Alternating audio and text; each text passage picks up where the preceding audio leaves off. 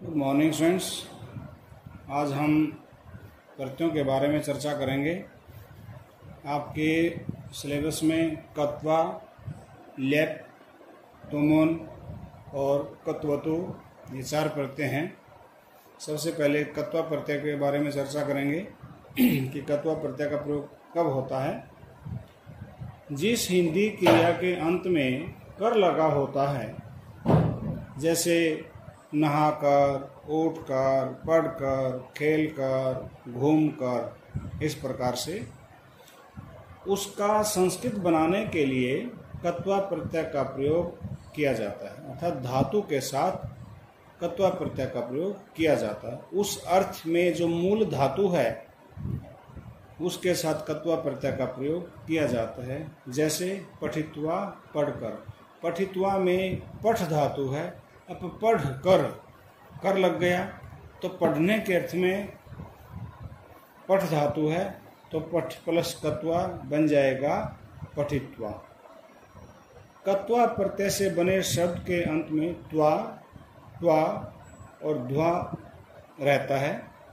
इनमें त्वा के उदाहरण ज़्यादा मिलते हैं, लेकिन ट्वा और ध्वा के भी कुछ उदाहरण मिलते हैं। जैसे त्वा का उदाहरण है सेवित्वा, ट्वा का है पृष्ठवा, पृच्छ धातु है, पृष्ठवा बनता है। और ध्वा लब्ध्वा, लब धातु है, आत्मनेपदी धातु है ये लब धातु। तो लब धातु के साथ जब हम कत्वा प्रत्यय का प्रयोग करेंगे लब्ध्वा रूप बन जाता है। कत्वा प्रत्यय से बने शब्द अव्यय की तरह प्रयोग होते हैं, अर्थात उनके रूप नहीं चलते। वो तीनों लिंगों में एक जैसे रहेंगे, तीनों वचनों में एक जैसे रहेंगे। इसलिए कत्वा प्रत्यांत शब्द के रूप परिवर्तित नहीं होते, अर्थात वो सदा एक जैसे ही रहते हैं। एक संवाद के माध्यम से देखेंगे आप। संवाद है जैसे माता हरीश, हरीश जैसे नाम लेके बुलाते हैं तो हरीश कहता आम हाँ माता। भवान किम करोति, आप क्या कर रहे हैं। तो हरीश कहता है, हरीश है अहम स्नानम करोमि, मैं स्नान कर रहा हूँ, नहा रहा हूँ। तो माता कहते हैं भवान शीघ्रम स्नात्वा आगच्छतु, भवान आप शीघ्रम तुरंत जल्दी स्नात्वा। स्नात्वा में स्ना धातु है और कत्वा प्रत्यय है। स्नात्वा में स्नान करके, आगच्छतु आओ, स्नान करके, कर आ गया है इसलिए कत्वा प्रत्यय का प्रयोग आगच्छतु आ जाओ। हरीश कहता है किमर्थम शीघ्रम, शीघ्र किस लिए। तो माता कहती है गृहे शर्करा नास्ति, घर में चीनी नहीं है। शर्करा शक्कर या चीनी के लिए प्रयोग किया जाता है।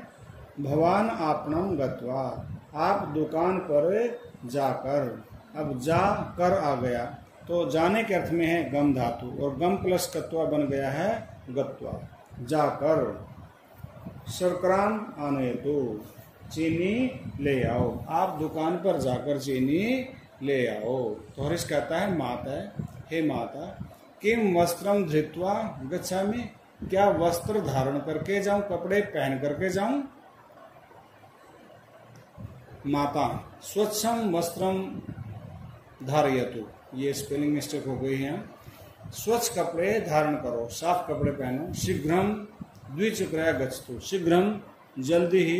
द्विचक्रिकया, द्विचक्रिका होता है साइकिल और द्विचक्रिकया साइकिल से, क्योंकि जिस क्रिया के माध्यम से जिस हमारी क्रिया संपन्न होती है, जिस या हमारी क्रिया के संपन्न होने में जो साधन है उसमें तृतीया विभक्ति का प्रयोग किया जाता है। जैसे कलम से लेख लिखा जा रहा है तो लेख लिखने की जो प्रक्रिया किससे पूर्ण हो रही है, कलम से, इसलिए कलम में तृतीया विभक्ति का प्रयोग किया गया है। इसलिए कहा गया कि जल्दी साइकिल से जाओ, तो जल्दी जाने में साइकिल जो है वो सहायक है, इसलिए माता उसको साइकिल पर जाने के लिए कह रही। तो इसलिए साइकिल में लता के समान उसके रूप चलेंगे, तृतीया विभक्ति का प्रयोग उसमें दिया गया है।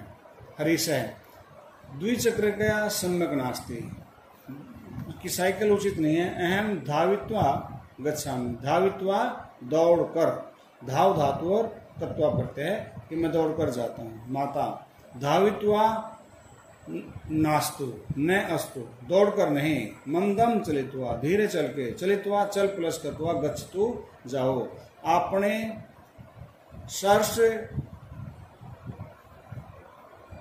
आपने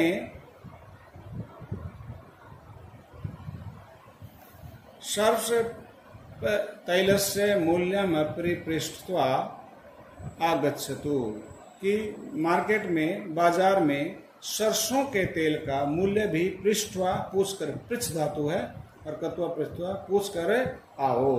माता कहती है कि धीरे जाना है और मार्केट में सरसों के तेल का भी मूल्य पूछ कर आओ। सरिस कहता है अस्तु, ठीक है, गच्छामि जाता हूँ, सर्वाणि कार्याणि कृत्वा, सभी कार्य करके, करके कृ प्लस कत्वा कृत्वा आगच्छामि आता हूँ।